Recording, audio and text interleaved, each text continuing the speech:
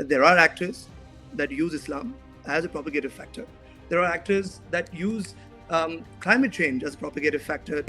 For the month before our videos came out, all the coverage was from the Pakistani side. We have very little coverage from the Indian side. Musa called me, I think, the night before the debate, and he was like, Viraansh, तुमने अपनी speech लिखी है?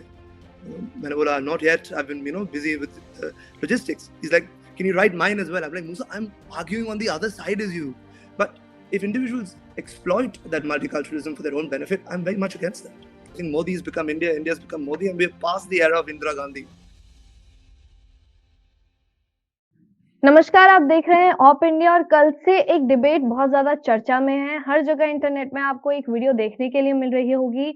वो है एक Indian citizen की जिसने Oxford university में एक डिबेट चलती है उस पर एक बहुत बढ़िया जवाब दिया है पाकिस्तान की बैठी यूनियन को। So I welcome Viransh Bhanushali with us on OpIndia, who has been gaining appreciation on the internet, and with his befitting speech on the terrorism that Pakistan anyhow imposes on India. Blood. We wanted the Air Force to flatten the training camps in Mudarke. A populist leader would have just launched the jets to win the next election. But the government of the day, the Congress party, chose strategic restraint. They chose diplomacy. They chose to send dossiers. So welcome, Viraansh. Thank you so much for having me. Yeah, thank you so much for accepting our invitation in a very short time. So first of all, I would like to ask you that what was your experience as an Indian speaking in the foreign land against Pakistan, and how was your debate? What was your experience about this debate?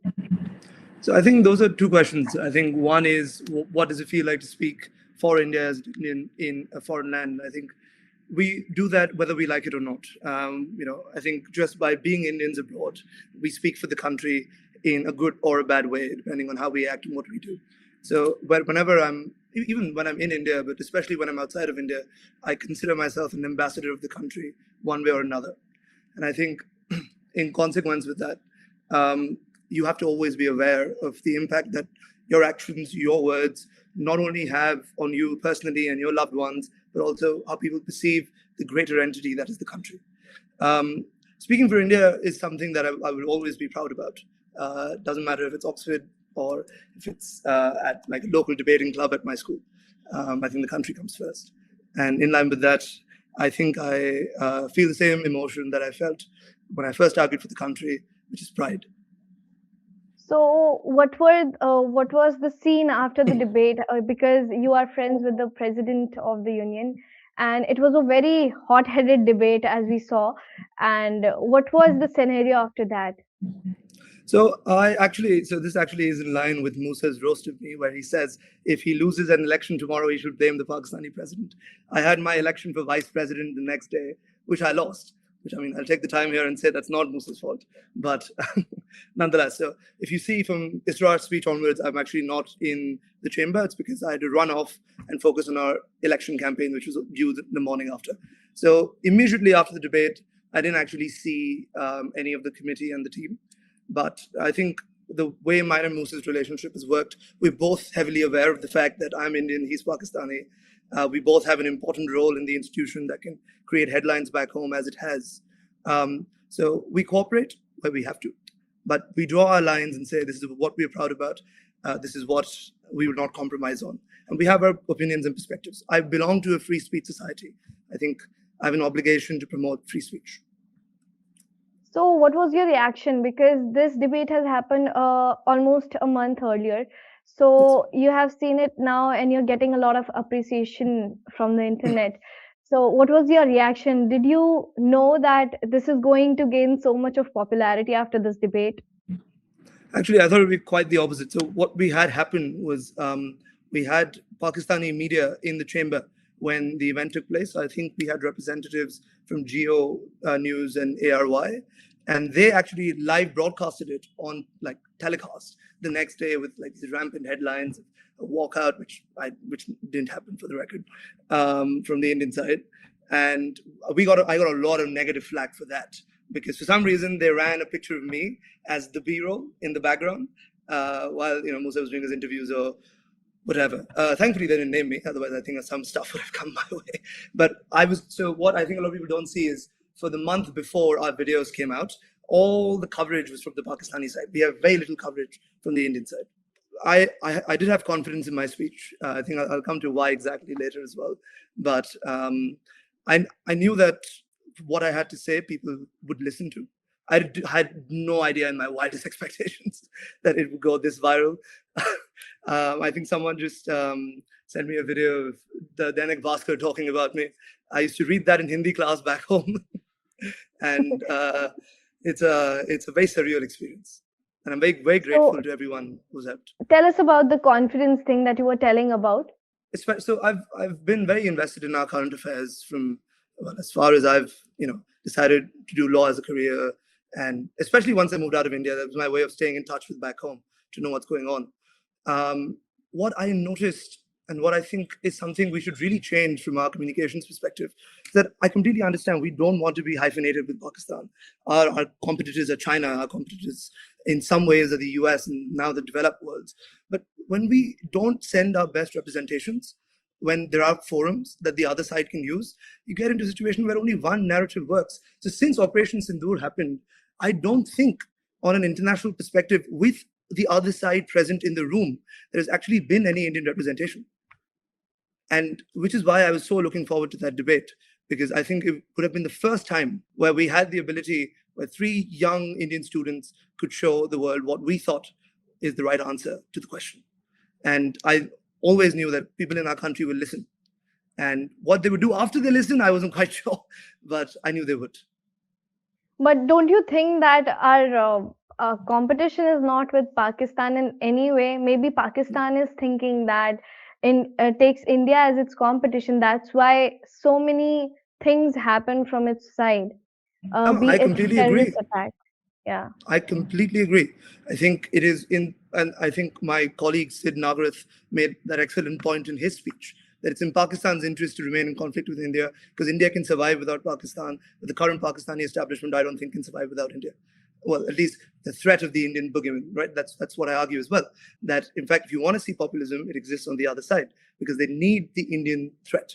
That's how they justify their price of flour. That's how they justify their mass poverty and their mass killings.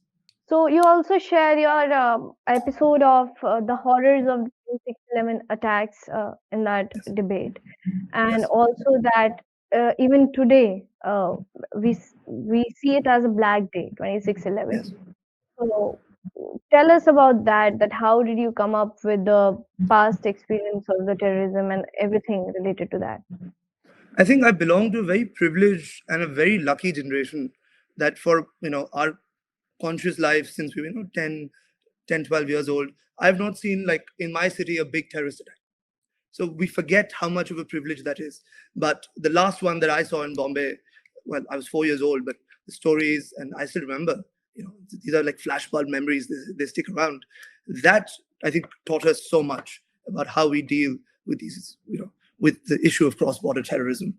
With 26/11, I mean, I think you walk across Bombay and Mumbai, sorry, and you just like speak to anyone.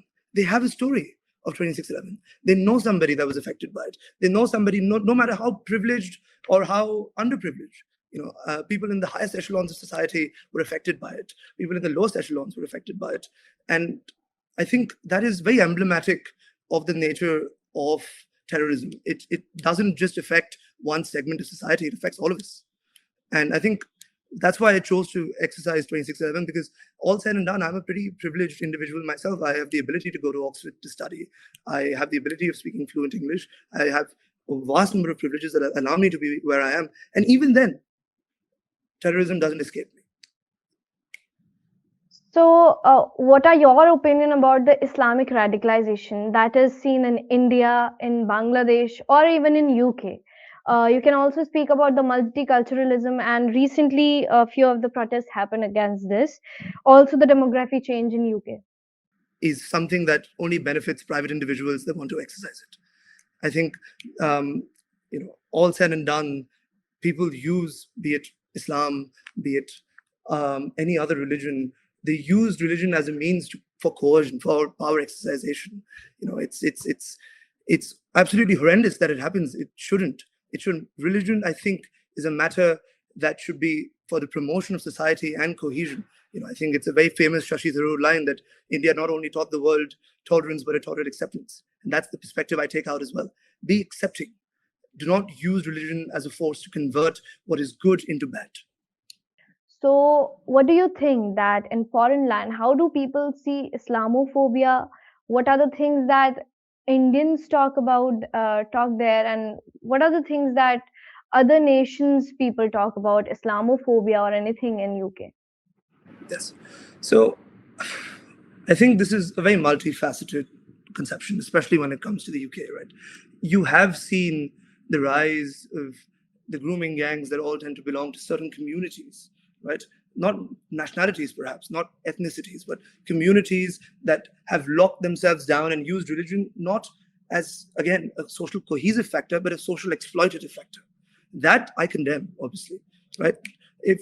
And especially when it comes to this idea of multiculturalism is good. The reason I can be a practicing Hindu in the UK, without sort of being put on a pike, is because it's a multicultural country, because it, has had a Hindu prime minister, for example. But if individuals exploit that multiculturalism for their own benefit, I'm very much against that. So, what are the sites that you say that UK is right now facing in the name of multiculturalism from a perspective of Islam or any other religions, let's say? So I think the UK, especially when it comes to where it is currently, I think is facing a level of an identity crisis that does exist. I would not necessarily, and this is a theme that I've been repeating from the very beginning, which is that there are actors that use Islam as a propagative factor. There are actors that use climate change as a propagative factor to coerce political change. The idea is that coercion, that taking a concept like multiculturalism, which is meant to be a good thing. India is a very multicultural society. We've been one since our inception. In fact, even before our inception, right? We don't complain about multiculturalism from a perspective of when it helps us come together as a people, as an identity. But if people don't assimilate, if people don't come into an identity, that becomes an issue. Like, for example, I know I'm an Indian in the UK. I know I'm there on a student visa. I know I want to come back eventually. Once that's over, I'm not British. I know that. But I am not also someone to come around and say that if somebody with their lived experiences identifies as somebody that is British, I understand. But there are aspects that come with assimilation that need to be prioritized. So in the debate, we saw that you spoke that you have written the script of your friend who was on the opposition. So our audience would love to know that who has written what and what is that about about the script and everything. Yeah. So I think that line has been slightly taken out of context. I was recounting what happened the day before, whereas I was writing his speech for him. That was meant to be that Musa called me, I think, the night before the debate, and he was like, "Viraansh, तुमने अपनी speech लिखी है?" मैंने बोला, "Not yet. I've been, busy with logistics." He's like, "Can you write mine as well?" I'm like, "Musa, I'm arguing on the other side as you, right? Like, I can't write your speech. Like, you're my chief of staff. You have to." I was like, "Shit, I still want my role," because that's also what he says at the end when I'm sitting down. That, "Viraansh, you still have a job. Well done." But no, I did not write any of his substantive points. I was there helping him write it. So especially that paragraph about Indians and Pakistanis being similar, same language, same jokes. He wanted rhetorical help. All this, the substance was his. And as an opposition speaker, the easiest thing that you can do, is have the other guy's points. But also, I think if I have the strongest points that the proposition could make, and I think my debate dismantled them effectively. If I was still able to dismantle them, I think that is a bigger victory than if that wouldn't have been the case. If I give you the strongest position you could have and you still lose, maybe your position is untenable. All right, Viraansh, we have been seeing this Hindu atrocities, or right now we are seeing what is happening in Bangladesh, the Bangladesh crisis. What are your opinion on that? Because we have been seeing that Hindus are being lynched, and the worst thing that can happen in Bangladesh right now. Just tell about that. I've seen some pretty horrific, graphic videos of what's being done to the Hindu population in Bangladesh. The lynchings, I believe somebody was burnt alive. I believe some videos of somebody being returned back to the mobsters that would have killed them. I think that's condemnable. That's horrible. Go back in 1971. Why was India forced to intervene? Because of a humanitarian crisis caused by the Pakistani genocide in Operation Searchlight. I don't want to see a situation on our eastern border where we're looking at that again. I think the issue lies in the fact that to be able to protect minority rights, as we do in India, you need democracy. If you've not had a democracy since the fall of Sheikh Hasina, since she was ousted from power, since you've had these sort of technocratic, unelected elites run Bangladesh, where is your democratic accountability coming from? Where is the backstop coming from? I think the long-term goal, if you want to be able to protect minority populations, especially Hindus in Bangladesh, has to be the resumption of A, Bangladeshi democracy, and B, the checks and balances to stop this. And the perpetrators that have, well, especially encountered and done what they've done in the last couple of weeks, they should be put to trial and they should be given justice. Modi is an unshakable leader right now. So what are the points of discussions that you have? Because we know that no one talks about Pakistani PM. Everywhere who is in the headline is PM Modi. So kindly Yes. tell us that what is the discussion about and how do people in foreign land see India as? Yeah. So I think, especially on the Pakistani side, it's easy to not to talk about the Prime Minister because what role does the Prime Minister have after the 28th Amendment anymore? I think you have to talk about the Chief of Army Staff there. But I think, especially if you see even the debate and the points that were made, if you just listen to the proposition's arguments, it doesn't feel as if the motion is this House believes India's policy towards Pakistan is populism disguised as security. It is Modi's policy towards Pakistan is populism disguised as security. I think people in their head conflate the two. I think Modi has become India, India has become Modi, and we're past the era of Indira Gandhi. Right? I have my own criticisms of Modi ji. I love him a lot in a lot of ways. I have my own criticisms of him, but I keep that to this country because that is our matters. We can solve them out. We are a democracy. We can voice our criticisms over here. When you're outside, you have a responsibility to put the entity of the country first. And even if you look at my speech, the rebuts don't come from somebody who's saying Modi X, Y, and Z. They come from someone that says India X, Y, and Z. So it was amazing talking to you, Viraansh, seeing your videos all over the internet and getting so much love from the audience. It was amazing. And I think that you are already flattered with so much of amazing response everywhere. So congratulations. And we look forward to it that almost every Indian youth should go there and give such befitting replies. And anyway, when there is a talk about patriotism and nationalism on such a big platform. So thank you, Viraansh, for giving your time and actually discussing about everything almost. Yes, thank you so much for having me. Just if there's one thing I want to leave the audience with, it's go there. Go put your voice out. I think we as Indians, we're too shy as a people because we're a little nice.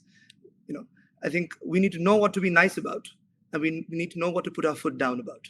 And I think being a patriot is something we need to put our foot down about. Okay, thank you.